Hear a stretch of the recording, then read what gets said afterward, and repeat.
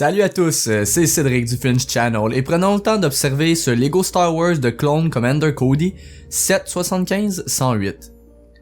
Étant un des clones les plus populaires, il était tout à fait normal que la compagnie de jouets de construction le sélectionne pour en faire une figurine à construire. Alors comme avec les autres personnages de la série, on voit sur le devant de la boîte une photo de Cody ainsi que les logos de Disney, Lego et Star Wars. En dessous, il y a la fiche descriptive. Âge 7 à 12 ans, le numéro du set, le nom du jouet, puis finalement 82 pièces.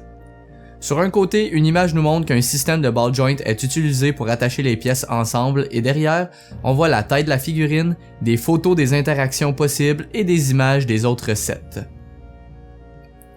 C'est le temps de le laisser s'échapper.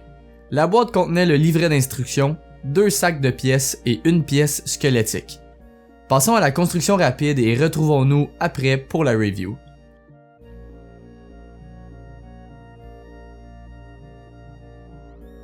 Voici donc notre commandant une fois assemblé. J'ai eu besoin d'un peu moins de 20 minutes pour le compléter et j'aime le résultat. Son armure jouant sur le blanc, le gris et le orange est reconnaissable de loin. Je commencerai toutefois avec ma déception la plus grande. Exactement comme je l'ai relevé dans ma review sur General Grievous, du devant la figurine a l'air fantastique. Toutefois, lorsqu'on la retourne, on voit ça. Les pièces utilisées pour les jambes sont à découvert, comme s'il n'y avait pas d'armure. Ça contraste anormalement avec le dos qui est complètement blanc grâce au jetpack. En dehors de cette remarque, le reste est bien. Son armure phase 2 représente bien ce qu'on a pu voir dans le film et la série Clone Wars. La forme et les détails du casque sont identiques, avec la palette orange surplombant la visière et la petite antenne sur la droite, qui aurait toutefois pu être peinte grise. Sur le haut du plastron, on peut voir le grade du commandant à sa gauche. De chaque côté se trouvent les épaulettes caractéristiques de son armure. Les 3 bandes oranges sont présentes et les dommages de guerre nous sautent aux yeux. C'est d'ailleurs une petite touche que j'apprécie vraiment. Au niveau de la taille, on voit la ceinture tactique grise et orange. Et finalement, les gants sont noirs et utilisent les mêmes pièces retrouvées dans tous les sets. Les jambes sont simples, présentant encore un peu d'usure de combat et une autre ligne orange. Même pied efficace que les autres personnages de la série, excluant Grievous. Pour se rapprocher d'une réplique parfaite, il aurait cependant fallu que les pads sur les genoux soient orange. À l'arrière, on retrouve l'antenne de communication qu'on peut toujours voir dépasser par-dessus son épaule. Il est possible de la bouger légèrement pour lui donner l'angle que vous désirez. Puis finalement, le petit jetpack n'offrant aucune jouabilité mais ajoutant une belle finition au haut du corps. Comme tous les Lego de cette gamme, les articulations sont nombreuses.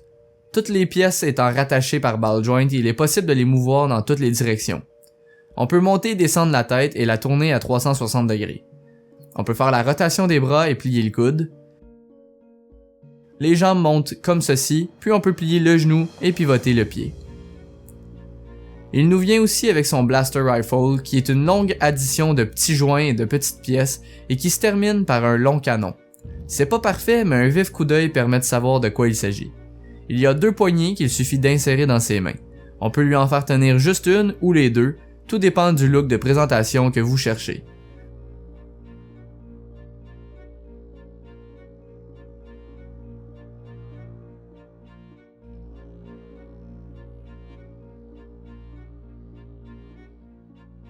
Donc, dans l'ensemble, il est possible de s'amuser à le poser de différentes façons.